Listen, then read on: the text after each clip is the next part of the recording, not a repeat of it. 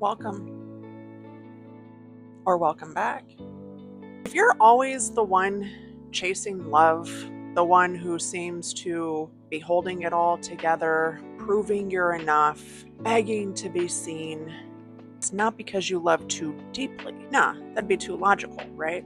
It's because your nervous system is replaying a childhood survival script. You're not needy.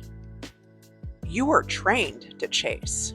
Let's get honest, okay? If love feels like you're constantly earning it, if you're drawn to people who make you feel invisible, if you mistake anxiety for connection, that is not love. That's a nervous system wired for emotional neglect. In childhood, when love was conditional, only given when you were quiet, helpful, perfect, you learned that proximity meant safety. You learned to perform, to please, to read the room before you even knew how to read words. And your caregivers didn't meet your emotional needs. So you internalized this belief: if I try harder, maybe they'll love me. So now, 10, 20, 30 decades down the line, you keep trying harder with people who give less. Frustrate myself in a loving way. Try to give myself grace for what I did not know, for the pattern I was continuing to create, for a role I was playing that I never auditioned for a life that I had developed based on survival patterns, operating from a place of fear, self-abandonment, low self-worth, and this ideology that I need somebody else to make me feel whole. I need to integrate another person into my life for me to have self-worth. I need to attach myself to somebody to help me regulate my nervous system. Let me tell you what that fucking got me. A hard lesson and a wake-up call. It isn't your fault. It is your responsibility to heal yourself, and it can be very fearful. The ego wants to remain where it is comfortable, where it can predict, where it knows how it is going to respond, and it knows how it's going to feel, and it knows what it's going to get in return. So the ego wants you to stay in this cycle of toxic conformity, the self-purgatory. And very few people, I think, just from my experience, I know there's a lot of people on earth, so this is just my experience with people I've interacted with, is people want to stay comfortable, and comfort kills. They want to stay where they know what they can predict out of themselves and others. It gives them a sense of control. It feeds that ego so they can feel like they are important and worthy and superior, and that they are not the problem. Because how can they be the problem if they remain the same, but the people around them are dropping out of their life? You have to, at some point, accept the fact that you are the fucking common denominator in your own story. It is also your responsibility to heal yourself and make sure that you're not out here hurting people, because hurt people, and that just creates a horrible toxic cycle of society where everybody is now in this weird fearful state of opening up, so they just ghost and abandon and just cut people off without word, and that is more traumatizing than just going to go and heal yourself and work on yourself. So back to the script. You don't need to prove your value to anyone. You don't need to overextend, overgive, abandoning yourself to feel closer to somebody who can't even sit with themselves for 24 hours without being completely regulated and uncomfortable, where they have to go self-soothe externally by getting validation from somebody else, anybody else. You're abandoning yourself for people who abandon themselves. Damn, I had to reflect on that for a minute. Damn, what kind of fuckery is that? You abandon yourself for people who abandon themselves. Healing starts when you stop chasing and start noticing. Once you start waking up, you can never go back to being blind. Start paying attention to who makes you feel regulated, not reactive. Anxiety is not chemistry.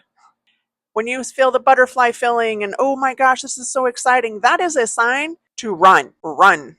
Whether you're running from your pattern or you're running from somebody else who is going to cause chaos in your life, if you let them into your life and give them a piece of your energy and your soul, you need to run. And if it's the former, This is where you heal. Who meets your needs without you begging? Are you begging? Who feels like peace, not performance? Watch out for those performative players out there. Ooh, they look nice, talk nice.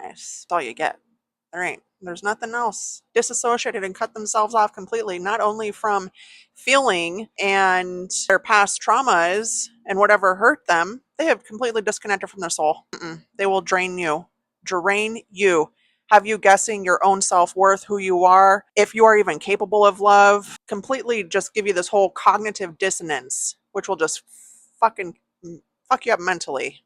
Let me tell you that. Real love doesn't require a chase. Why are we chasing people? That sounds silly. We're not some cougars in the forest. We're not some wild animals. Why? I don't need to go catch my prey. Like, that's weird. Chasing. I want to attract. I want to attract somebody who is in alignment with me and me, them. I want to attract somebody who is able to have an intelligent, honest adult conversation where we talk about problems and we find resolutions, not somebody who's going to sit here and deflect and gaslight and stonewall until you just give up and you just sweep it under the rug. Ew. I was conditioned for survival, operating from a place of fear, abandonment, low self-worth, confusion, distrust, complete wall up. A lot of abuse can do that to you at a very young age. The physical, the mental, the emotional, coupled with an alcoholic parent and an absent mother in a chaotic world where they don't even know who they are and they are the lost leading the lost. Take this with you. And I hear this all over on the internet right now. You're not meant for just crumbs, like the whole feast. Yeah, that's true. You weren't meant to beg for crumbs. Yeah, absolutely.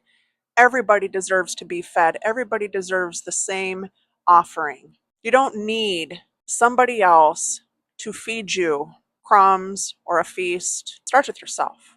You got to do that yourself. You were born worthy of love that stays, that sees, that soothes. When you were a baby, you didn't have to earn love or worth. You just were. You were there and you just had it. You don't have to do anything. That doesn't change just because you get older. And that doesn't change just because you've had a lot of trials and tribulations in life and you fucked up. That doesn't change. It doesn't make you less worthy. It doesn't make you less unlovable. It's all in your head. It's all in your head and your nervous system. Scripted for survival mode. This is why you're healing.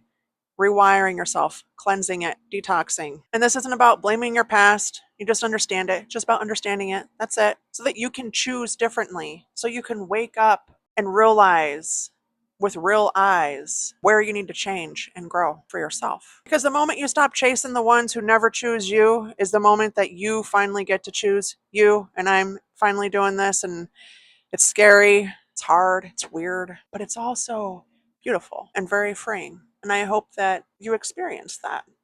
So take that with you. What do you want to experience? What do you want?